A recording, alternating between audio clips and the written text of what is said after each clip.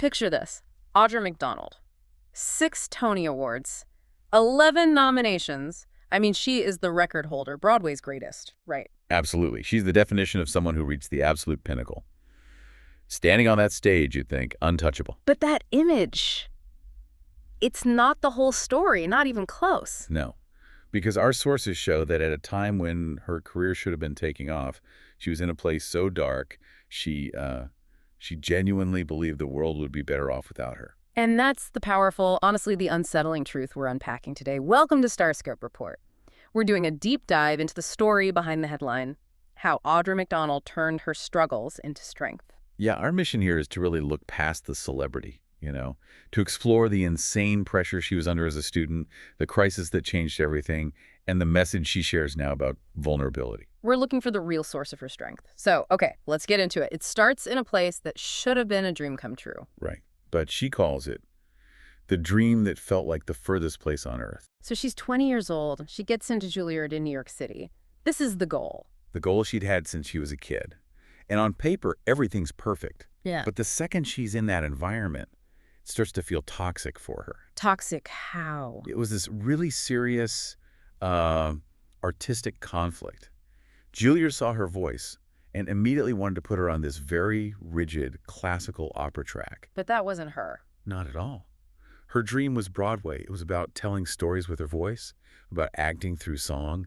And she put it perfectly. She said, I had never been closer to my dream, and yet I had never been further away from it. Wow. So she's in the one place she's always wanted to be, and she feels completely lost. Totally disconnected. Yeah. She even said she was failing miserably in her classes because she just couldn't fit into the mold they wanted. And you have to think about the pressure. It wasn't just about her own disappointment. Exactly. She was, the great hope from her hometown, Fresno. Everyone was watching. Everyone was expecting her to succeed. So she felt this crushing weight. She said she was too proud to admit that I was falling apart. And that's where this story really opens up into something bigger. That pride, that pressure, that artistic confusion, it all just built up into this crippling anxiety and depression. She described it so vividly. She said that pressure, it eats at you. It scrambles your thoughts. Mm-hmm. And this is where depression starts to speak. It whispers these lies. What kind of lies? The kind that say you're a burden or you're too much. And the worst one, the world is better off without you. And she was living with those whispers every day. And performing through them, she said. I smiled through it. I joked through it, said I was fine. I wasn't fine. That constant masking. Yeah. It just drains everything you have. That relentless pressure eventually caused her to break, leading to a desperate night and a moment of crisis that would change her life forever. But wait till you hear the profound irony in the place that saved her. That's unbelievable. Okay, so this leads us to the darkest moment in her story. We're calling this the night she broke, the call that saved her life. So it's the winter of her junior year. And everything, the artistic failure, the deep depression, and what she's described as an unhealthy relationship, it all came to a head. It's hard to even say, but the sources are clear. Yeah. She attempted suicide. She slit her wrist. It just shows how completely that internal battle had just shattered her will to keep going. But in that absolute terrifying moment, something shifted. Right. In that instant, she realized she wanted help. Yeah. She grabbed the phone and she called the student affairs director at Juilliard. And just said what? 2 words. Please help me.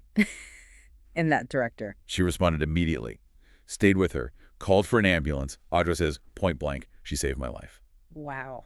From there, she was admitted to Gracie Square Hospital, a psychiatric hospital. She was there for a month. And she described that time as, well, she was disoriented, unsure of who I was anymore. She called it the darkest time of my life. Right. But also, crucially, the beginning of my healing. She was so clear about this. She said, that time I needed the medication. I needed it to keep me safe for myself. It's so important that she says that so directly. There's no shame in it. None. And here's a detail that just shows you how widespread this problem was. What's that? When she got there, she was shocked to see how many other Juilliard students were also patients. It wasn't just her.